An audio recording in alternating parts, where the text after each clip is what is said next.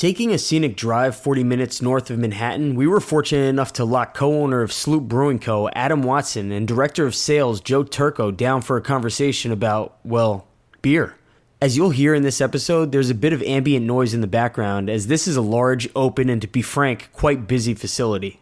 This is on the record with Sloop Brewing Co. Founded in a garage. Literally just in a garage. This is interesting too, just also because of your last name, obviously, with Watson, IBM tie-ins, oddly enough. And then the Bill Gates route, we just started something in a garage. It's where everything that is classic and familiar and fantastic starts. It shows that you really want to do it. You've got a little area to do something. You start building it. How many times do you fail making beer in the garage for the first time? Many times. To the point, is it discouraging though at some point? No, I mean, kind of like what kind of happened is after college, me and my partner, friend Justin, he's our head brewer and production manager here. We were just home brewing after we graduated a lot. We had more beer than we knew what to do with, so we started selling it.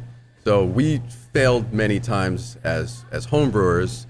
But that kind of gave us our legs to be able to, kind of want to say like we know what we're doing, but we're still learning every day. And that's a piece of the process. And anytime that you have all this leftover beer, how much does that hurt to just pour that down a drain, or were you still drinking it anyway? Yeah, it tastes like shit, but it doesn't matter. No, I mean you keep test batches as small as possible. But yeah, I mean when we were home brewing, I once made a beer with a kombucha yeast that was, I don't even want to talk about it. We're onto something. Now there's alcoholic kombucha. Early on in these stages too, where you're learning what works, what doesn't work, is there just a journal, like a test log next to everything where you say, yeah, everything's well documented. This is how much we put in? Yeah, everything's documented. Every batch that comes out of here from start to finish is documented from when we bought the ingredients to when we sold the beer. And then how much time actually happened between you creating that first failed batch, essentially, to then saying, oh, we've got something here. Let's start selling this at the farmer's market? I mean, it was kind of organic. Like after we got our liquor license, we started filling up. We were selling 22-ounce bombers at the farmer's markets, and every batch that was made got sold pretty much that week. And then it just took it from there. So all the growth was very, very much organic, just going to farmers markets, talking to the people. That was our only source of revenue at the time, was the farmers markets, until we finally started getting beer into local shops like Halftime at the Chico's around here.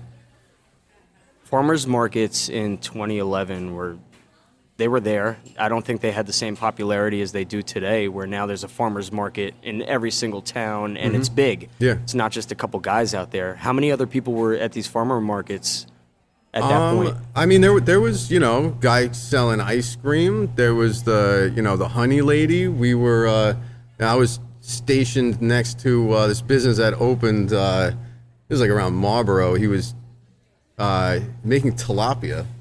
And delicious. But yeah, actually, I did a lot of shopping there. I got some good meat and honey. Ate some ice cream. Traded beer for different stuff. It was fun. Oh, the pickles were great. Yeah. There's always a pickle guy at farmers markets. Always. So tell me, though, in doing the farmer's market, you were producing this still in the garage at that point for the most part. And then you're doing a lot of sales at the farmer's market. Yeah. And you're maybe looking at other avenues to sell the beer. And at this point, then you approach a local farm, essentially. How far was this farm?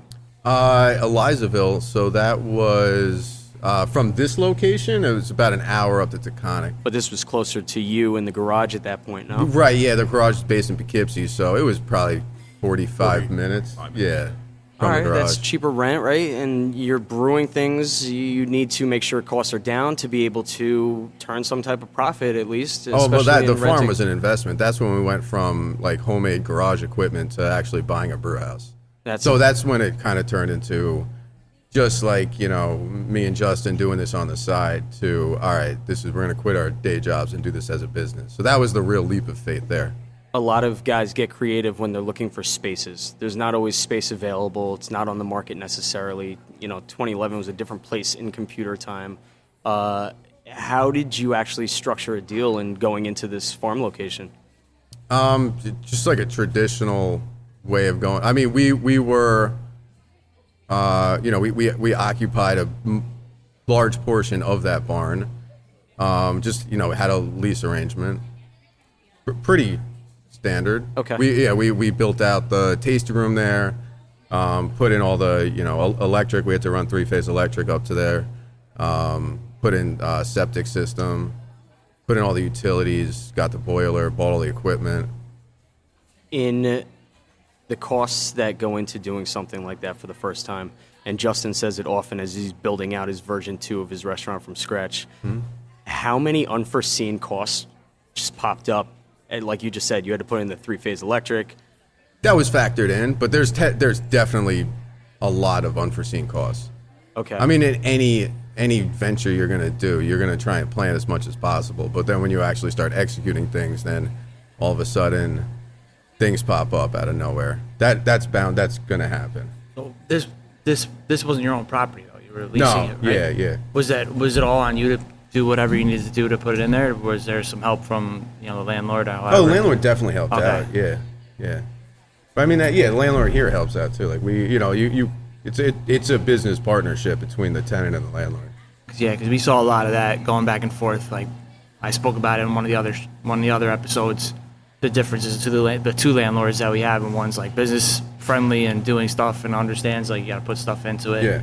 And then there's even been some talk about, like a joint venture type thing where there's like a revenue sharing or something like that, which we didn't want to get into because then it's like.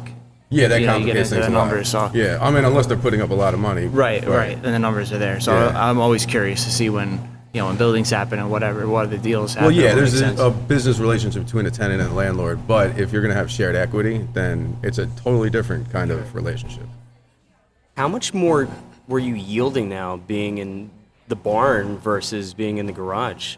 So Turco over here, our sales manager, he signed on here right when we were we had the barn maxed out. Right. So I believe we maxed out around 4,500 barrels per year at the barn, and then here we're ramped up to like 40,000. 40, Yeah. 42,000. So we went Elizaville in 2017. We just did just over 4,000 on the year. So the growth went, very. In reference, though, how much were you able to crank out in the garage? Oh, in the garage? 100 barrels a year. Okay. So this is a significant increase here. We've got a business. We've got something people are coming to. In the garage, you developed the idea of calling this Sloop, I presume, early on, right? Yeah. A lot of times, it's the hardest thing to do is come up with a name. And we know that Sloop is the reference to the sailboat, or the boat that was used to bring the settlers in. Yeah. And how many different names did you toss around before essentially deciding on Sloop? Many names. Nobody's ever asked. How many names? I don't know. It was probably a month-long process of like, no, I don't like that. All right, that sounds cool. But like, we wanted a name that was tied to the Hudson Valley, and the fact that the sloop boat was used to kind of navigate up and down the Hudson, throughout history, made sense. Do you poll friends and family when you come up with names and get their ideas and their feelings back, or you just shoot the bow and arrow and say, this is it, we're sticking to it? No, we did back then, but we didn't have employees or, people like that. But like now when we decide stuff like that, it is done internally. We have a group of people that'll kind of decide that stuff. But yeah, back in those days, it was friends and family. Especially beer names, like we have fun with that. So Yeah. we all get together. So when you guys moved from the garage to the farm, how many like solid or set recipes of beers did you have? Like what was your repertoire like when you made that We move? were doing Red Sea, so Red IPA, Old World. Old World Pale Ale Ale. was the first beer that was brewed. Infliction, Confliction was early, one of the first, right? Yeah. Confliction Sour Peach. Sour Peach, Yeah. which is coming back out this year. Yeah. You said Red Sea. Black Sea we were Black doing. Sea, yeah. So it was a relatively small catalog then. When you made that first yeah, album. it was like our first, when we launched, we had Old World and Red Sea, I think, were the first two. Mm-hmm. But then, we had a catalog of, I was usually selling like 4 beers at the farmer's market. So like always Red Sea, always Old World. And then there was like rotators.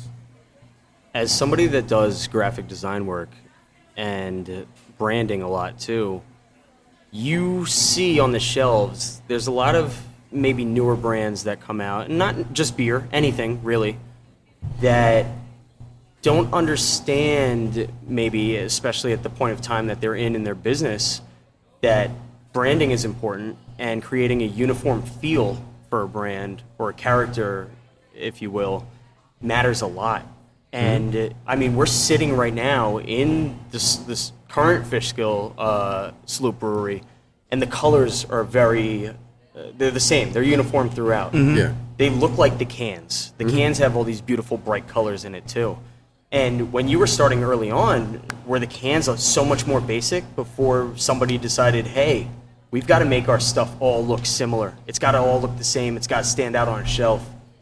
Yeah, we were doing very small amounts. Yeah, bottles at the beginning, and then cans started with the can releases.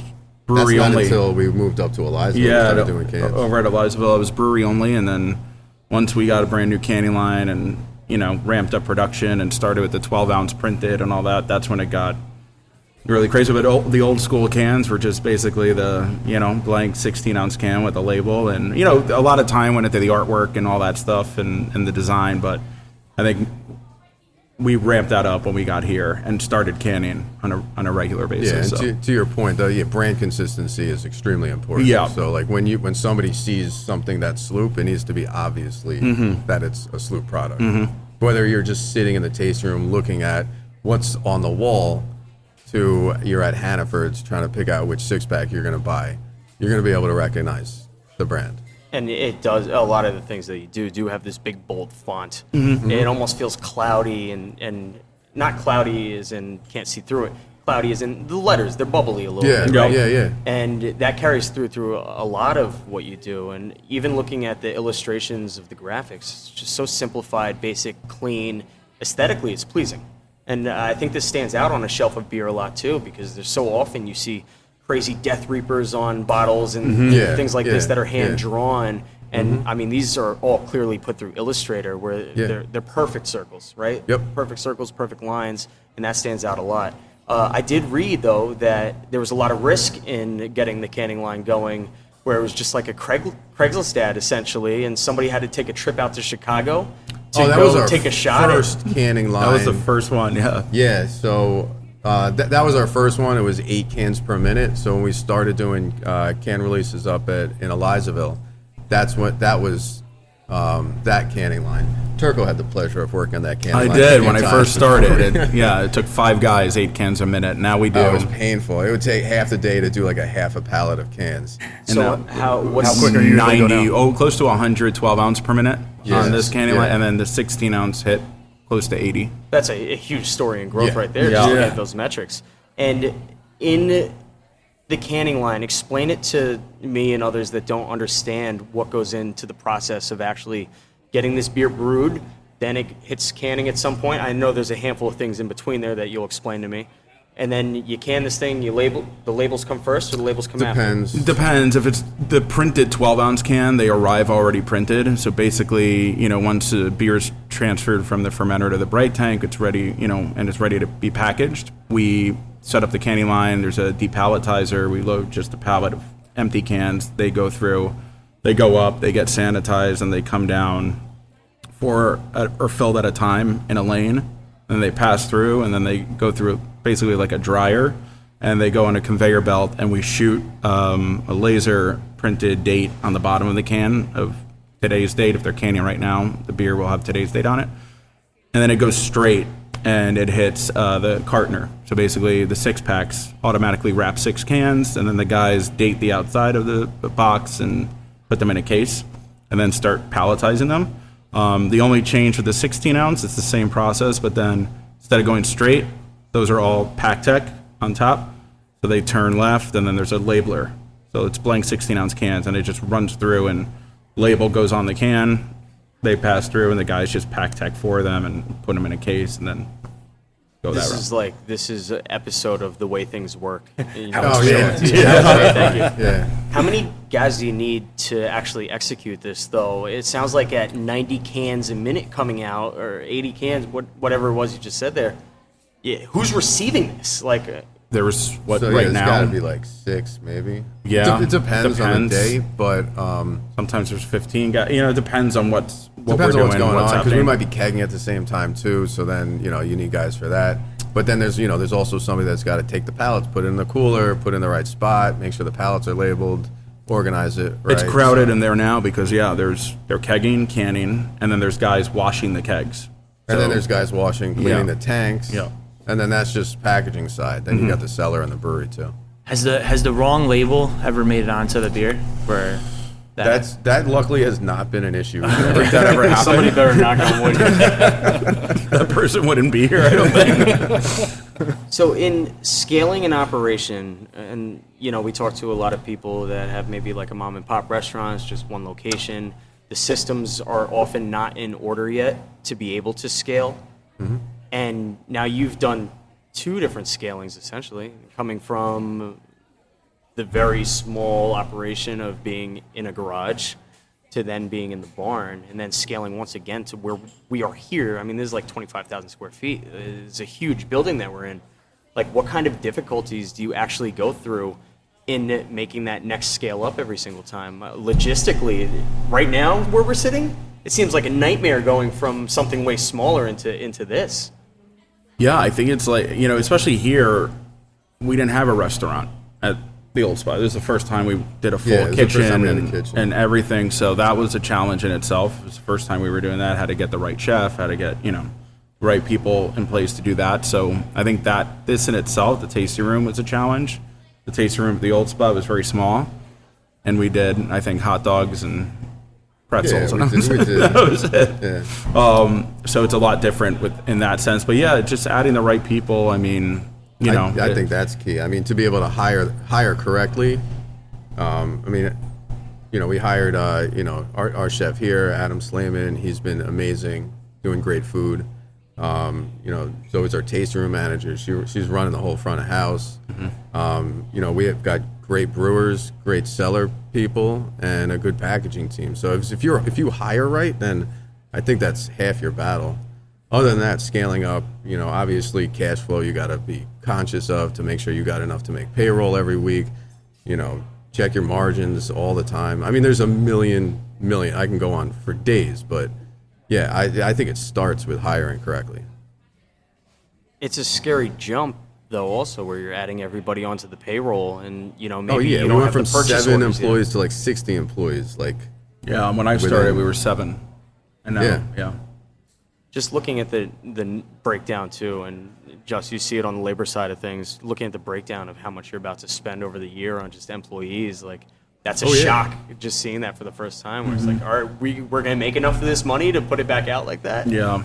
And what you just said with the kitchen, and Nooms could chime in, of course. Finding somebody in house to work the kitchen seems like it's not always the way that it happens in a brewery. I see that they're contracted out the kitchens a little bit here and there to put somebody in over the weekend or the course of a month or whatever it is. And that alleviates your stresses of not really understanding the kitchen side because you guys are excelling in making beer, not putting out the world's best pizza slice. You know what I mean? Right. So in finding a chef like that, is that just throwing something up on Indeed and looking for somebody? No, actually, he was specifically? Adam was a recommendation from Anthony, who works at Craft New York, our biggest distributor. Yeah. It's a friend of his, so we lucked out. Adam because- came from a great spot in the city, a Michelin spot, and then Anthony's wife works at the CIA. Yeah. She's the head baker there, so they worked together at a restaurant previously. That's how they built a relationship, and we had interviewed 8, 9 chefs, and So you have a plug then on the culinary side. Yeah. It's nice to have it in. Mm-hmm. Oh yeah. Because we find it's always a struggle with we can interview 10 guys, 10 people, right? And two are good, one gets the job, and then fingers crossed that it actually works out. Yeah. And especially like you mentioned Indeed or like Craigslist, it's that's even more of a struggle to go off that way. We started trying to work off references and stuff like that, but getting a little easier. Seems to be, unfortunately, more of a pool of people looking for work right now, just because of the nature of the business, especially on the kitchen side of it. But it's nice to have that in and like plugged in where you could just pluck somebody out. No, we definitely lucked out. Yep. I mean, he was our first hire for that position, and I wouldn't have it any other way. He's been here since it's open. Yeah. What kind of food items are coming out of the tasting room kitchen? He does a lot of different things. So burgers, we have the pizza oven, so he does a few different pizzas. Does spicy Dan noodles, That's which my are favorite. my favorite. Yeah, they're awesome. That and the brisket rice bowl are my Yeah. two favorites, and the falafel bowl. Brisket So your rice menu's like bowl. kind of all over the place. Brisket rice bowl with kimchi. The falafel. He'll do specials. He's done taco, or we have tacos, but he's done taco specials. He's done. He just did something for Chinese New Year last Friday. So, Yeah, actually, I think I saw pictures of that on Instagram. Yeah. So he gets creative, and the place he came from in the city. Yeah, I was gonna ask. Do you know what restaurant it was? It was Uncle Boone's. Yeah. Okay, yeah, So yeah. it was a Thai spot. Yep. It's an authentic Thai, not the Thai that we know. And so I think he grabbed a lot of ideas from that and brought it here. So with your connection at CA, do you find yourself getting a lot of like externs and kids finishing their program coming to work here? Yeah, we had a couple pass through for sure, especially at the beginning, and they're always. We do a lot of work with them. So Adam and I speak to they have a beer class, a brewery class. So we've gone in there and done different talks with them, and I've gone to their beefsteak dinner every year, which is amazing. Not this past year. Actually, I did go right before COVID. But Just made it. They're great, and then what's great in the area, especially in the city or here, a lot of students we spoke to are now buyers at an account or front of the house manager, so you kind of see them. You get to build those connections early. Exactly. Oh, you spoke in my class 3 years ago. It's like, oh yeah, so it works out. With the way that breweries have kind of altered over the years, there's a lot of different fronts here that I kind of want to expand on. They seem to be way bigger of a hangout than they ever were over the course of the last 4 years, 5 years even, maybe we should say. And I think a lot of times in the past, the breweries were just designed strictly to kind of just put out the beer. Maybe there was a small tasting room in the front, and that was it. But now I guess with the popularity of Instagram and Facebook and people seeing where everybody is, now we're sitting in huge rooms where people could congregate and hang out. I mean, I could imagine that this place is twice as packed, though, when you don't have to socially distance and things. We were back definitely to had a normal. bunch more tables in here before COVID. Yeah, we had to change a lot of things. Yeah, you're 6 feet apart, more than that even on these tables for safety reasons, I'm sure. And how has that altered things? It seems like being able to put everybody in the tasting rooms is just a great way to make a little bit more money in a brewery and show people what you're about too, where now you can't do it as much, it seems like. Well, I think, not only is the restaurant side another source of revenue, but it's also a way for people to come and experience your brand. So, we're trying to give, not only when somebody just buys a six-pack, takes it home, drinks it, they're having an experience doing that, but if they come here, then they're fully immersed in what we have to offer. So not just the beer, not just the food, but the artwork on the wall, the music that's playing. It's an experience for somebody, and it's nice to be able to give people not just a beer, but an experience as well. What kind of music is typically playing? Oh, it's random all the time. It's so random. Yeah. There's not like a set playlist. Sometimes you're weirded out. You're like, who's playing this? And we even pre-COVID, we had this whole area here was sort of a lounge area where we had couches and then cornhole. We have 2 arcade games that were up against the wall, but with Shut the COVID, games we down. put them in no the back arcade until games right now.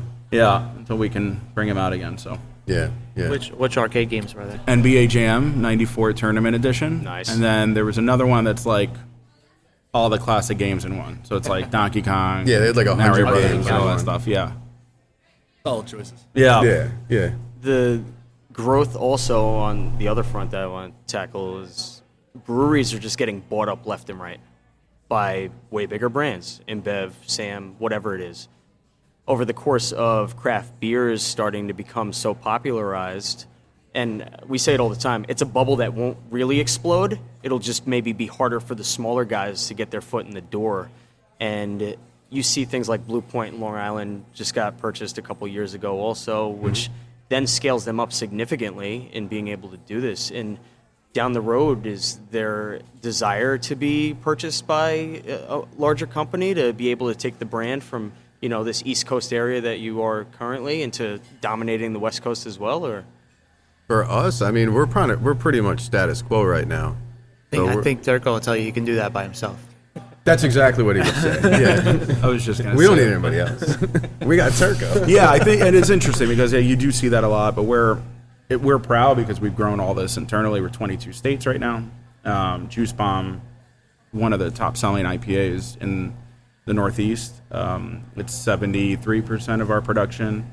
That's been a powerhouse for us. On tap at Madison Square Garden, on tap at all these high profile places. And we just launched Florida. We launched a lot of southern states now it's picking up very quickly. I mean, all the beers, but specifically Juice Bomb's, the lead dog going in there. And it's surprising, I think, to me to see the response that so many bar owners in Florida know Juice Bomb. And this is the first time we're selling beer there, So I think people, with Untapped and things like that these days, people have a pulse on the market. So the way that you spread, I want to say it's a spread, because from what I've seen through the course of everything is that you start here, you start getting, I guess, permits for the next states that you could sell in. Yeah. And you're attacking directly outside of where you are and continuously building down the map a little bit. Is there any state that you're just directly in that's just random, somewhere that's not attached to another state that you're in? Or is that part of the strategic development in spreading your brand out? Yeah, we originally, like 2018, we were in the whole Northeast. We filled out all of New England, a lot of great accounts and distributors that we work with. And then we actually jumped everybody and went to South Carolina. And I think we wanted to see if we were a regional brand, or we a national brand, can we turn into something bigger? So that was just sort of a guinea pig state for us. And that opened up Tennessee, North Carolina, Florida, DC, Virginia, and all of these other states where we're going to start sending beer in the next month to Kentucky.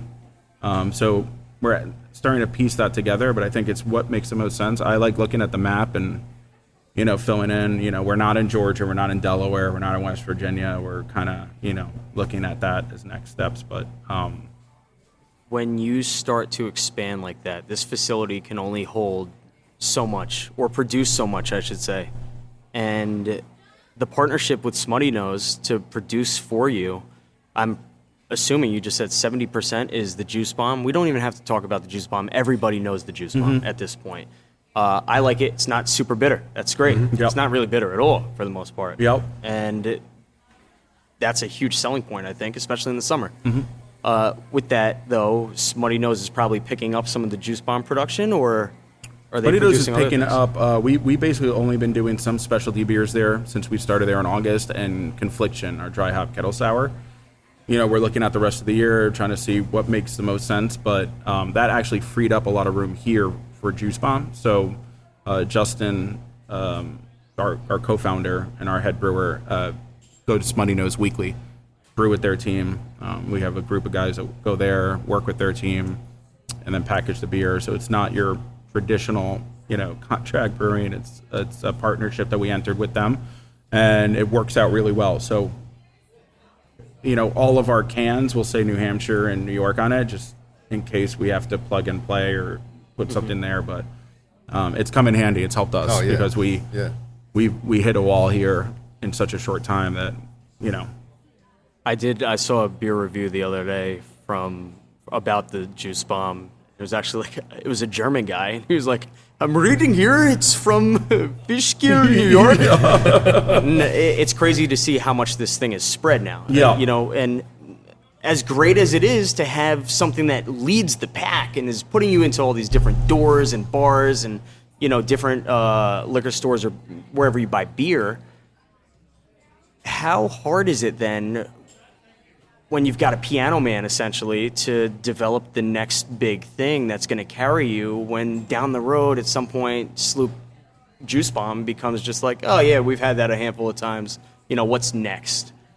I think there's a lot of small batch stuff that we work the local market. If it does well, we expand on it. I think marketing is, as much as the quality of the beer is important, the marketing behind it's important. We Juice Bomb, the name itself, just that beer blew up on both sides, the liquid and the marketing. But I think for us, it's identifying something new. Our Pilsner, Justin has our Pilsner on tap now, and it just crushes Sloop Pills. Our Confliction, we're doing full steam, introducing new sours into the year, into the mix, helps out a lot. So something catches, even if it's another IPA with like super soft or something like that, we ramp it up and ride with it. And I think it's just keeping it creative, though, keeping it fresh. Obviously, we're very fortunate as a young brewery to have a beer like Juice Bomb that we can kind of work on these other things as well and incorporate them. And that's the open waters side of your slogan, essentially, is so we could build upon things that people know already. Mm-hmm. We could stay true to the core values. Yep. And then from there, let's throw a couple meatballs at the wall. How often do you taste some things here in the tasting room that haven't really been released, just to see the reception of the people, almost as an in-house test market? Yeah, we do 15-barrel batches that only get released in the tasting room. So. And it's also a nice thing for the customers that come here to have something that's, yeah. We do and things like we just did a low-key JB, low-key Juice Bomb, which is 4.5%. I love that sound. And we just released it here. Tasting good. Yeah, it's tasting great. We're actually getting the calorie count tested on that, see where we hit. And then we did Juiciest Bomb. Same day. It's a triple IPA, which with COVID and everything, it's been a while, but we opened the doors at 3 on a Thursday when we opened, and 30 people just rushed in to grab it. We didn't release it to the market, so we'll keep it fun and keep it here, and then you see the response on the beer blogs and beer groups and distributors and accounts that we'll scale it up a little bit, send a couple of kegs out, do a little event around it or something like that, and that's when you kind of know you have something. Are you seeing a rise in popularity in the low ABV, the sessions? Yeah. I don't even touch IPAs anymore. After years of drinking them, done. I want to hang out for a while. I want to have something that's sessionable, and I want to sit and be able to maintain a conversation with the buddies, because you know what happens. You're at a bar, and all of a sudden shots come out. You can't do 8% beers and then all of a sudden be taking shots of Jameson also. No, Just I'm in my doesn't work. 30s now. I can't do that. You wake up a little bit beat up. Is there a focus on going toward really producing these sessions? I mean, you're testing it here with the low-key. I would love to try this down the road when it does pop up somewhere. Yeah, no, I think trying out that, our Pilsner was a good test. It made me happy. I can go somewhere and drink a few, and it's only 5%, and it's easy drinking, and I might not put on as many pounds, but I think that's the other thing. Everybody, is so conscious about what they're eating, what they're drinking, and that's low a good calorie. thing. Yeah, especially I think the seltzers, the Boom and Seltzer kind of took that and ran with it. Mm-hmm. But yeah, there's a lot more low calorie, low alcohol products on the market, not just here but everywhere, I think. So I will say when we switched to the Sloop Pills, it quickly jumped up to the #1 draft. And actually sold twice as much as the Juice Bomb did for us. It's crazy. Not that the Juice Bomb didn't sell for us, sure. but we pulled twice as many. We're pumped for that. We scaled it up. We just kegged 200 of them the other day. That was a beer that we introduced. I mean, it's available in all markets, but not every market is a Pilsner market, and New York City is a big one. That was really a beer we kind of said, all right, we're going to trickle it out into the city, and then it started catching on elsewhere. And it started catching on upstate, and then, we saw that, it's a easy drinking, crisp Pilsner that I can have a few of. And I think Juice Bomb helped that beer and is helping that beer grow. Because everybody says, well, I love Juice Bomb. I love some of the specialty stuff from Sloop. All right, I'm going to try this. And Pilsner is something we wanted to get into here. As somebody that hates Pilsner, I note a lot of times that you usually only see one Pilsner on the tap list, right? Mm-hmm. So I'm just wondering here, Just, where I know you have a handful of IPAs up on the tap also, because they're hugely selling beer. By putting the Pilsner up, are you fulfilling somebody that wants something different that's lighter, and that's a reasoning for so much sales? It does like two things. One, it fulfills that thing. We don't carry as many IPAs as we did just because we halved the draft list down because we're half, right? But it does two things. One, it does fulfill that need, and also it it's like our opener. If somebody is still stuck on the Miller, Coors, Bud Light type thing, and we don't have that on draft, and they ask for something like that, or Heineken, whatever, we can very easily use a Pilsner from one of the craft breweries or you guys or whatever to suggest and get somebody off that, because they usually, it's like a good starting point for someone who doesn't drink outside of that. Gateway beer. Yeah. And especially if you have an older demographic of people showing up into the bar too. We get the older demographic for sure. That's their go-to. Because what do they say? I don't want. That's what you always get. I don't want one of these crazy. Just give me that. I'm like, all right. Here's a Pilsner. It's fine. That's good. You'll like it. You just noted that you're in the process of getting the calorie counts tested. Are you sending that out, or at this point, are you doing this in-house? Oh, we sent that out to just for low-key JB specifically to kind of get an idea of what, what we're looking at with typically, is that something that is done in-house? The calorie counts? We don't do calorie counts in-house. We do plenty of lab testing, but calorie counts isn't one of them. Full-time lab technician. So we test everything. We test every batch. We hold back batches. That's more for quality control rather than calorie testing. If down the road Justin has something in 3 months and he's like, it tastes a little, we can go back and test that beer and say, oh, we didn't see anything. It could just be a thing. Most of the time it's a line issue at the account or something like that. So. No, not my account. Not his though. Not his though. I'll say that honestly. I've never had a bad one at his bar. How has now COVID changed the way that not only the tap room works? I think you probably see a lot more people driving up to get their beer releases and then driving off, and that's great. It increases the speed of people just coming in and out, getting what they need. But then also, how has the marketing changed? Because you're maybe not doing as many in-bar events anymore, considering there's not really people in the bars. We have a 5-person sales team and a guy who just covers New England specifically. And we, once June 1st hit last year, we met during COVID. COVID's still going on, during lockdown. And we came up with, we saw what was happening, and we were canning a lot of beer, but we said the minute bars reopen, our job is to go and support the bars, that have either been closed or, are in danger of closing permanently or things like that. So went to a lot of Sloop accounts. We've traveled around, most of New England and New York State just to go have lunch, go say hello, and that was kind of our way to say, hey, we're here if you need anything or whatever. It went a long way because a lot of accounts were like, I haven't seen anybody, and with all the restrictions, and I get it. You get somebody who might cover 12 states that works for a brewery, So that was a good thing, especially with the local market where we could go out and support all these people and just we're friends with a lot of these people. It's just let's go say hi, let's go do that. So that was a little bit of a challenge, but we're starting to get back into socially distanced events. We did a great beer dinner at Smokehouse a couple of weeks ago, and I thought it was awesome, and capped the number. Everybody's spaced out, so I think this summer we'll see looser restrictions and more people getting back to those things. We actually met at Tegin, and you did a tap takeover at one point during a trivia night. And the reception of Sloop, and I say this as a New York guy, where Juice Bomb wasn't all over the place on that side, really, I didn't see. And I was introduced to it in Tegin because we had Sloop Juice Bomb on tap. And I said, I'll try this as my end-of-the-night beer. And it was thoroughly enjoyable. And I started learning about more so the breweries that were on the north side that I wasn't really familiar with as much, being in Connecticut now.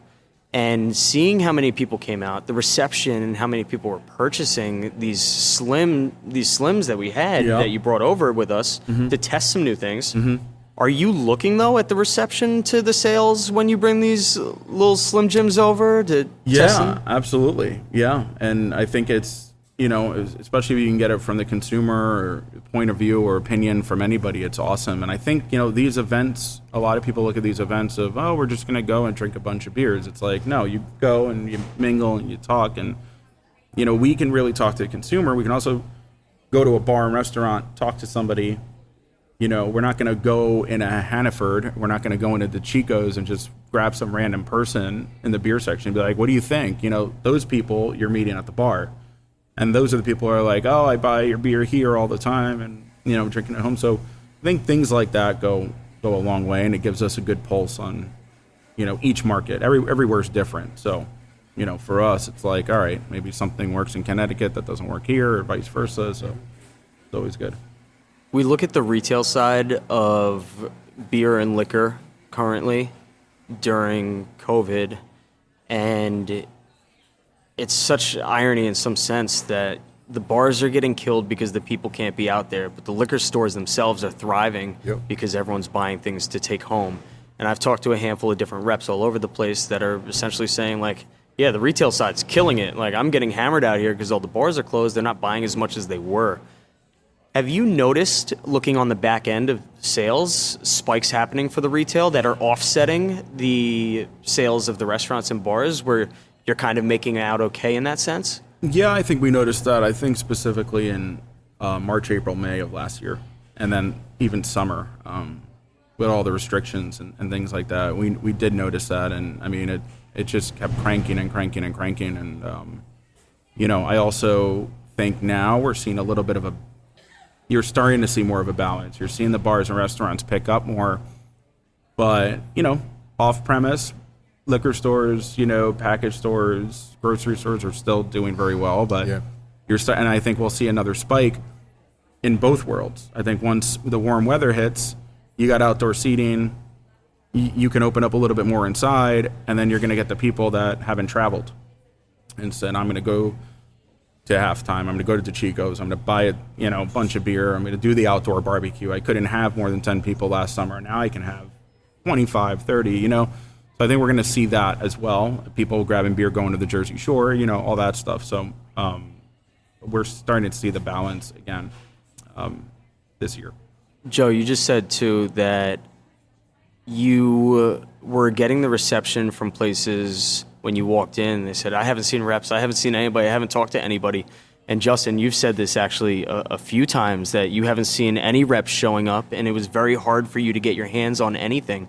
And now that we're going back into the summertime now, you guys ready to do the full court press back on the places that are about to be opening up and start doing summer sales with their outside patios and drastically increasing, what they're purchasing from you through the winter? Yeah, I think so. We brought on several states last year during this, where normally we like to go out and launch the state in person.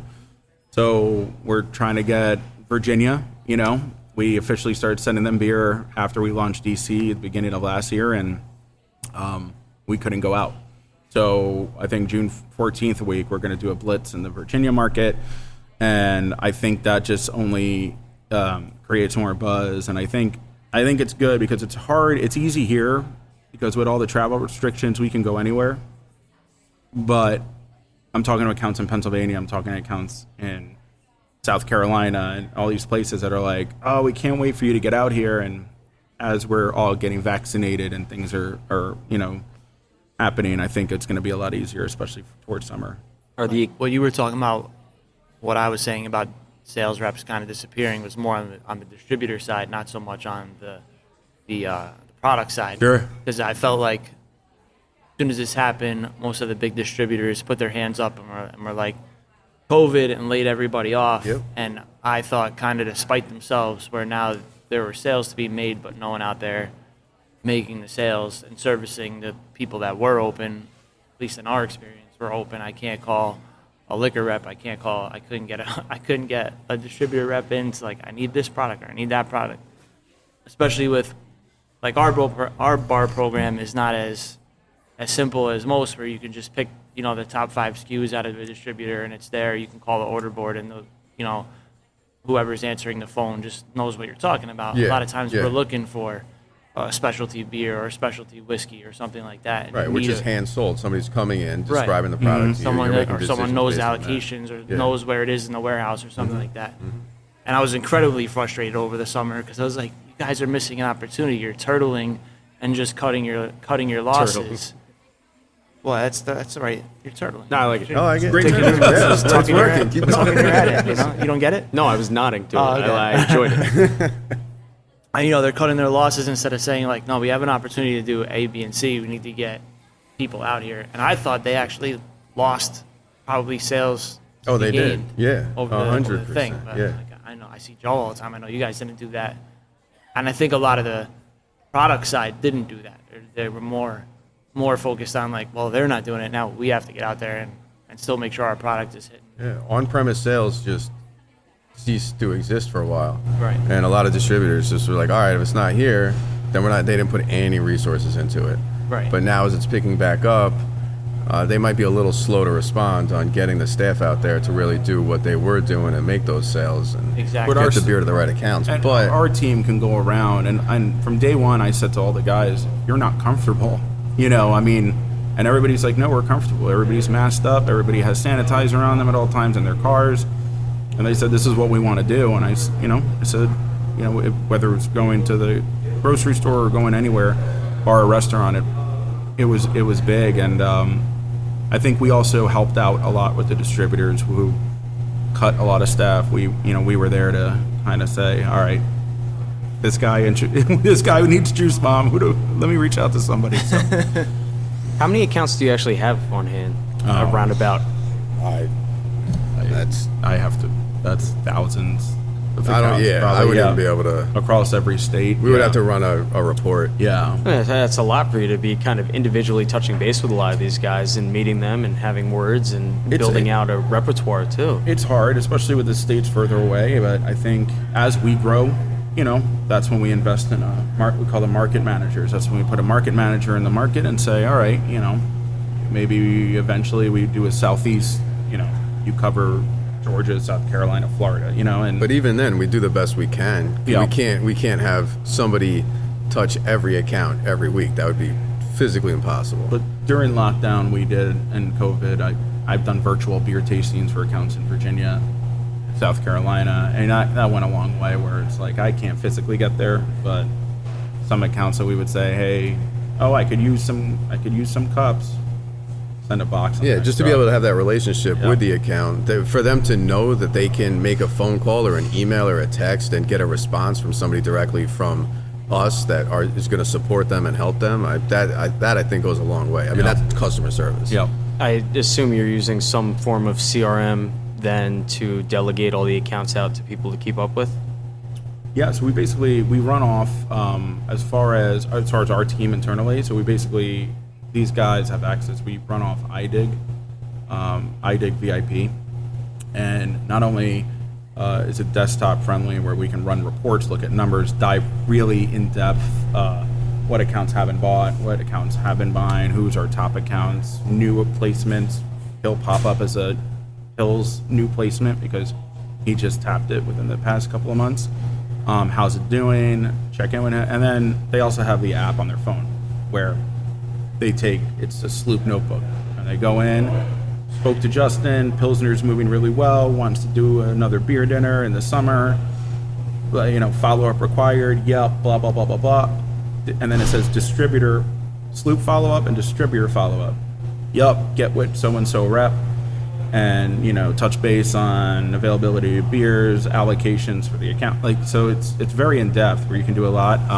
I'm setting up one for April 1st for the whole team where we're going to start doing freshness surveys. So you can log in and say go into X amount of grocery stores per week and check in, and then you take photographs, how's our beer looking on the shelf? And then at the end of April, we'll look at a full report. Say, we're looking pretty good. Code dates are good. Everything's looking good. So, I mean, the importance of using the CRM too, though, and just the fact what you just said, being able to jot down the notes for the next guy to come in. Yeah. In the event that somebody switches positions, they already have the whole history. They could see. Yeah, that all gets saved. They never check the notes. and On the wholesaler side, it's At all. notorious. it's great though if Adam's going into Manhattan with his wife and he Yeah, I doesn't could look he- up to see, oh shit, this place is a really good. Am I allowed to curse on this? You're fine. And he picks up your GPS. It also picks up your GPS and it shows you every account with a liquor license around you. So it's not necessarily Sloop accounts. It's every bar and restaurant, even if it's a Rite Aid we haven't sold to. They'll Sounds pop like a up. lot of useful information. It's Yeah, a lot. yeah. It's a lot, Yeah, and it it's helps. necessary. But we need also that. can look at, Adam goes in. He doesn't have to bother me on a Saturday and be like, "What's the name of the owner of this I'm place?" still going to do that. He's probably going to. But he goes in and he sees and we log in all the information. Owner, Justin, assistant manager, boom, buyer, beer buyer, you know. So For a data nerd like Jay over here, this seems like just up his alley. it's great. Well, if you want to grow in anything, you have to be analyzing the data points and figure out where you're losing and where you're winning and where maybe you can increase a stranglehold. So, like, to me, it only makes sense. I mean, restaurants aren't going to use a CRM. They have no reason to do such. I don't really think, using the for the CRM. most part. No, but you have sales data. Like, you know how much your beer is sold at any given time. For sure. Like Yeah, through the product-wise. POS system, And I'm even sure. for customers, like we'll use our reservation system and have the same kind of notes. You know, if Mr. Brown comes in and every time he comes in, we notice something, we can write it down. You know, The nugget. He likes. Let's say if he had the Pilsner and likes it, we can make a note. You know, he enjoyed the Pilsner, and then the next time he shows up in the system, you know, we can greet him. Say, hey, you want the Pilsner again, or you want to try something else? Kind of Yeah. be prepared. So it's not exactly the same, but it's the same concept. Yep. Is there any territory that you think is going to be a struggle to get into? No, I think challenges would be more towards out west because it's so far. You know, right now, I think we're just looking in the immediate area. I should say the East Coast, and focus on that. Eventually, get out there. I mean, we're sending beer to France, China, Netherlands, Small amount, the UK. huge, Nothing but crazy, but we're with very trustworthy. You ever listen to ESPN when they do like the random stats where you're like, oh, that is a ridiculous stat? I mean, you could be in one guy in China and say, yeah, Sloop's in China, right? So, Oh, yeah. Of course, it's a smaller amount, no That's doubt. that's how we're an international podcast. We got Yeah, we got some listeners in China. That's Oh, awesome. Yeah. But you know They're what? not It's- many, but they're there. But it's cool because then these guys are checking in our beer on tap, so it's kind of cool. If, Of course. like, somebody in Shanghai is gonna check in and be like, "Oh, I'm drinking a juice bomb." So When you do go out west, it's not insane to think that there's another factory or brewery that gets developed on the other side just to handle all of the business that goes out there, which I'm sure saves you a ton of money in getting the kegs out to wherever they need to go instead of having these trucks come and take them as far as Yeah, you know, I mean, this I don't factory think that would goes. make sense for us to develop a market that way. But I mean, before we go out west, there's plenty of low-hanging fruit here that we can Nice. kind of get into and see where it goes. if we were to go out west, I think because it's vice versa. With a lot of the breweries, it's usually by train. So we'll get by rail. You'll send the beer out quicker, and you know, you don't have You've to deal with added the that truck. 12th and 11th and 13th freight that we have to wait on when Sure. we're at the railroad crossing. Exactly. yeah, Exactly. yeah. Exactly. So that's easier. That's an easier way to get it out there. If you've enjoyed this episode of On the Record, make sure you're subscribed for future releases where we cover the businesses that impact and shape our hospitality and restaurant cultures. Leave a review, hit the follow button on our Instagram, or if you've got a great idea for who we should be talking to, jump in our inbox. This has been On the Record.